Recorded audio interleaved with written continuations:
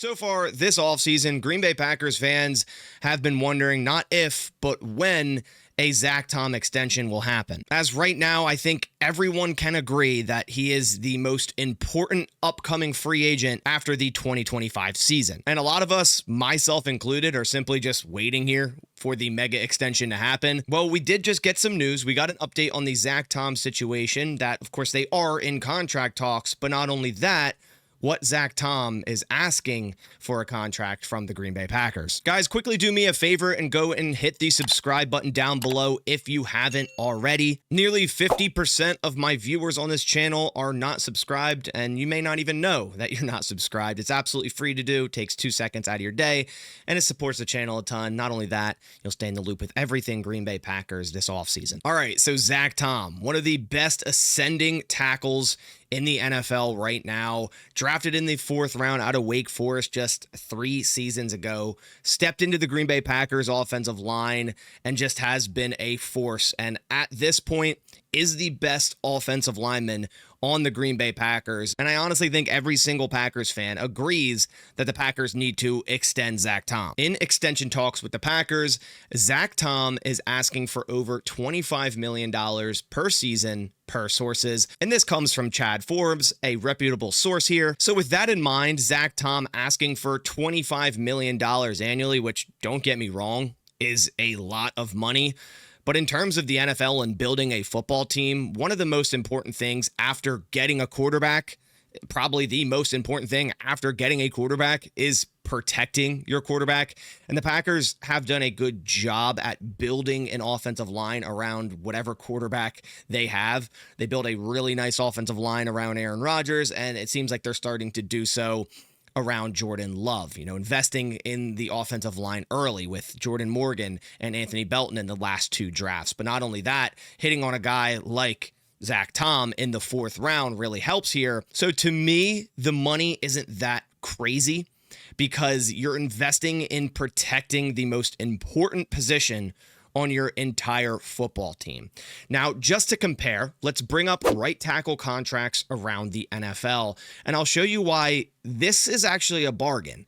And yes, it's a lot of money, and I'm sure a lot of you are probably like, no way, we can't dish out that much money. Well, the Packers definitely can. We have the money in the future to do so, and the Packers have been setting themselves up to, give these type of contracts out to these type of players.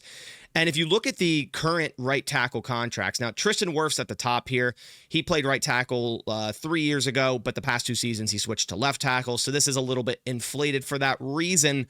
But Tristan Wirfs does make $28 million average per year. Now, the first full-time right tackle here is Penei Sewell. Everyone would agree, one of, if not the top right tackle between him and Lane Johnson in the NFL. And I think all Lions fans would collectively agree that they're fine with paying Penei Sewell $28 million average per year. And I'm sure every single Eagles fan is agreeing that paying Lane Johnson $25 million, average per year is a bargain. So I don't really think it's out of the blue at all for Zack Tom to come in and say, hey, I want to be making $25 million average per year, be on the same level as Lane Johnson, Penei Sewell, Tristan Wirfs. And we also have Juwan Taylor, who signed with the Chiefs at $20 million per year deal. Wasn't a good signing at this point. So he's the next one there that's still over $20 million. Then it drops below 20 with Michael Onwenu, Titus Howard, Brian O'Neill. But the 4 right tackles right now, and again, asterisks on Tristan Wirfs because he plays left tackle now. So really the 3 right tackles that are making over $20 million average is Juwan Taylor, Lane Johnson, and Penei Sewell. So we can kind of kick Juwan Taylor out of there just due to the poor play since signing with the Kansas City Chiefs. So if you just include Tristan Wirfs, Penei Sewell, and Lane Johnson, I would fully say that Zack Tom is on the same level as those guys. And to show you why I believe that, I made a table going over the last 3 seasons from each of these right tackles. And mind you, this is Zack Tom's first 3 seasons, right? A lot of these tackles here, this is like their 3 best seasons. They're in their prime. Wirfs, Sewell, and Lane, every one of those are in their prime. So their last 3 seasons are probably their best 3 seasons. And Zack Tom's last 3 seasons include a rookie season first entering the NFL as a fourth-round draft pick, yet his numbers are very similar. Furthermore, showcasing that Zack Tom is becoming one of the best right tackles in the NFL. So he had 77 pressures the last 3 seasons, 8 hits, 7 sacks, 62 hurries, and a 2024 run block grade of 87.8, the second highest on this list. A lot of people look at Lane Johnson as one of the best right tackles in the NFL. And yes, he definitely is. He had less pressures the last 3 seasons, less hits, less sacks, less hurries, slightly less run block grade there. But the fact that it is this close, right? Zack Tom, only 9 more hurries, 3 more sacks, 5 more hits, 17 more pressures. The fact that it's that close, and this is Zack Tom's first 3 seasons in the NFL, whereas Lane Johnson has played double-digit seasons, I think speaks a ton of volume. And then if you compare him to Penei Sewell, a younger right tackle who just made bank with the Detroit Lions, and again, a lot of people would argue, definitely a top 3 tackle in the NFL, has allowed more pressures than Zack Tom in the last 3 seasons, more hits, has allowed less sacks, about the same hurries, and has a better run block grade. But again, Penei Sewell is really focused on as a run blocking right tackle, whereas Zack Tom can do it all. He's a great pass protector. He's good against the run, and you can see that. Then if you take a look at Tristan Wirfs, which again, he switched to left tackle, but I'm still going to include him in this, 43 pressures, so the least amount of pressures on this entire list. Makes sense why they put him to left tackle.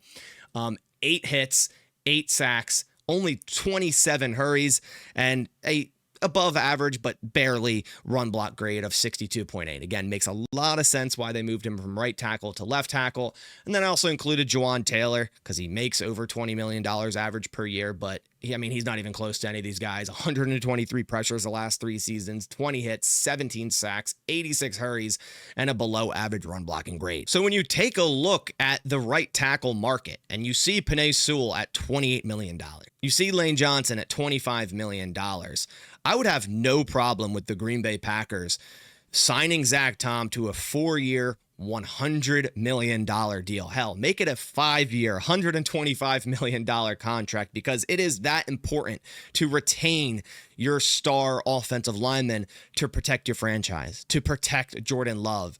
And Zack Tom not only is one of the best up-and-coming right tackles in the NFL, a position that he didn't even come into the NFL as, this guy can play anywhere on your offensive line. He could play left tackle, left guard, right guard, and center, and arguably might be better at one of those positions. He might be better on the interior. It speaks so much volume that Zack Tom can come in at right tackle, a position that he really never played in college at Wake Forest, and excel this much and become one of the highest paid right tackles. And the Packers have the space to do this extension right now. The Packers are sitting at $35 million in cap space right now. In 2026, that does drop to $17 million. Obviously, a lot's going to change from now to 2026. A lot more money will likely be cleared up. But overall, the Packers definitely have more than enough money to make this extension happen. Now, keep in mind, the Packers also have a plethora of quality free agents that are entering the last year of their deal, such as Quay Walker, Christian Watson, and 2 other offensive linemen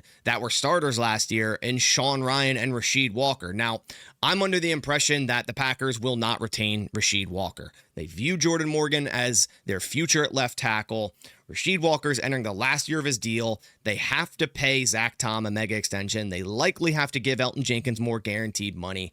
It just doesn't make sense for the Packers to do both of those things, which I think are higher on their priority list than Rasheed Walker, and also give Rasheed Walker a big contract extension, which would likely be more than the one Dan Moore got this past offseason, which is a ridiculous amount when you factor in the Zack Tom deal, the potential Elton Jenkins deal. Maybe they also retain Sean Ryan. So there's a lot of other moving parts for this offensive line, but one thing is for certain, the Packers need to get this done with Zack Tom. They need to sign him to the 25, maybe even 26, 27. At that point, I'm not even worried about it. I'm not even worried about it being slightly more than $25 million. I fully believe that the Packers need to just pay the man. They need to pay Zack Tom because he's going to become, in my opinion, the best right tackle in the NFL. It's only just begun. It's only been 3 seasons where he plugged into a position that he's really never played before, and he's already excelling at it at the highest level. Let me know your thoughts down in the comments below. I'd be shocked for anyone to say that we need to let Zack Tom walk, but I'm interested to hear your thoughts. Just let me know down below. But I appreciate you guys coming by to the video. If you could leave a like down below, it supports the channel a ton. I'll catch you on the next one, and as always, go Pack Go.